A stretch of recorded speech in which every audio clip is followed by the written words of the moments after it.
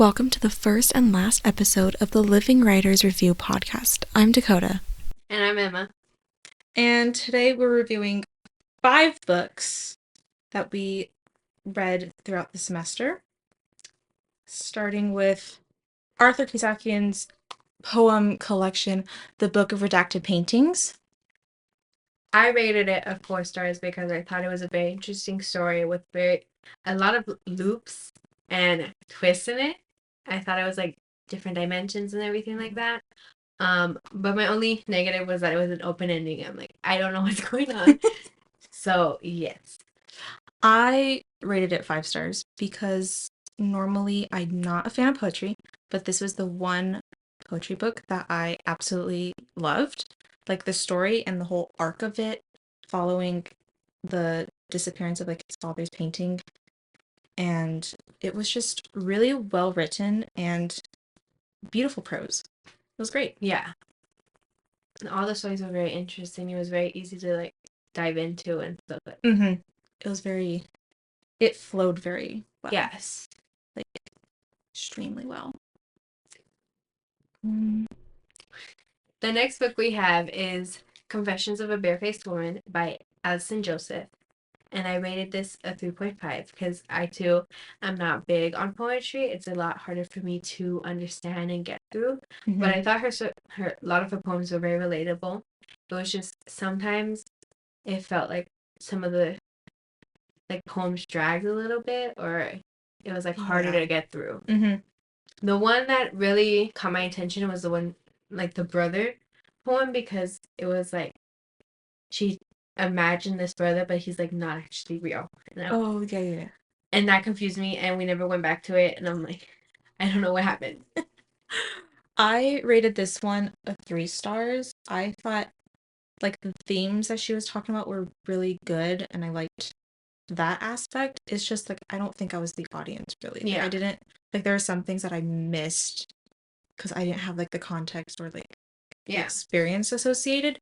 So I liked most of it. Like her experience as a woman made sense, but like everything else I was like, okay. I think for a big part of it too, it's of her experience as a woman and things, and then also like with a woman within her family. But I feel like it was too broad at times, in the sense of like there was a lot of like different places that she was trying to be and trying to include and stuff like that. That it was like a little too much, I guess, in a sense. Yeah. And then in our third book, we're going to be talking about Stand Up Yumi Chung by Jessica Kim, which I rated also a 3.5. Not because it wasn't good. I think it's very good for a middle grade book. It's just I'm not the audience for this book. I think it was very interesting and kind of fun to go through and stuff like that. But again, it had that secondhand embarrassment because they are young and they're still going through things and stuff. And it was just, those parts were kind of hard because I'm very weak to secondhand embarrassment. Yeah, I rated this one a 4 stars. I liked the representation, and I loved how like she was talking about like these difficult topics, but it was like well managed in like a kid's book. And I thought that was really cool. I like the characters. I did knock off a star off my rating because like the humor wasn't, I don't know, my kind of humor, and it wasn't, I don't know. Again, it's for like bigger audience. It's just Yeah, not the so right audience. yeah. So I wasn't the right person to read the book, but I thought it was good. I also liked the author herself. Yes. She was very fun really great. Yes. I liked what she talked about in her journey as an author and her explanations for like the publishing industry and how long the process can take. So I thought that was really insightful. Very interesting that she kept all her rejection letters. I loved that. That was so great and like petty, and it was so, because you got receipts if you ever need them. Yeah, that was really interesting to like see how she handled that. So our next book is Red Clay Susie by Jeffrey Dale Lofton.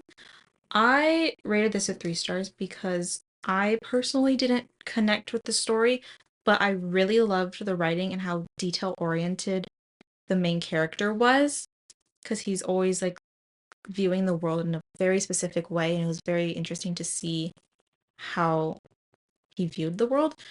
And then when we met the author, it was interesting that that was exactly how the author sees the world and how he processes things. So that was really interesting to hear and witness his writing process and stuff. And then I rated it a 3.75 because I feel like the beginning was kind of slow, which I understand with the beginning of the book. But I think it did really pick off, especially when he met his friend from school, James, and then um Knox. I think that's what, because he had outside friendships and things like that. And I think that really elevated his character a lot more. And I do agree that was really interesting to see him weave the fiction and his autobiography together and everything. That was Um, because I think it says a lot about him, of what he would decide to change and what he would decide to keep and everything. And I really love meeting him in person. I had a great time for that author event. But yeah, my favorite parts were when he was with his mother, when his grandfather, and then his two friends and stuff like that. I do hope that in that second book we do see a reunion of the brothers and like a heart to heart. I do hope he decides to like add that in. Yeah.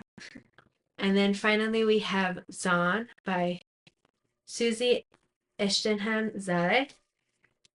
And I rated that also a 3.75 because I enjoyed a lot of the stories. It was, I think, just in some of the longer ones that I got a little winded, I think. It took a little more energy to get through those as well.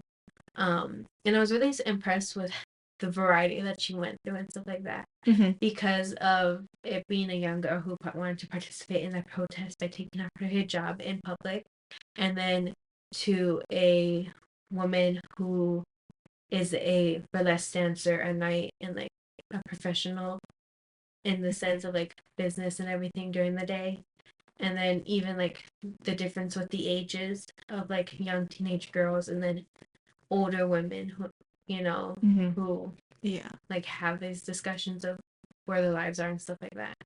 Yeah. I rated this one of 4 stars. I loved her writing, especially in her short story, The Baboon.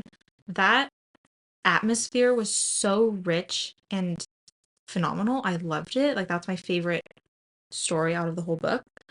Um, I loved how relevant her short stories continue to be and how universal some of the plot points are, especially to like being a woman and how facing like that oppression and like all those topics.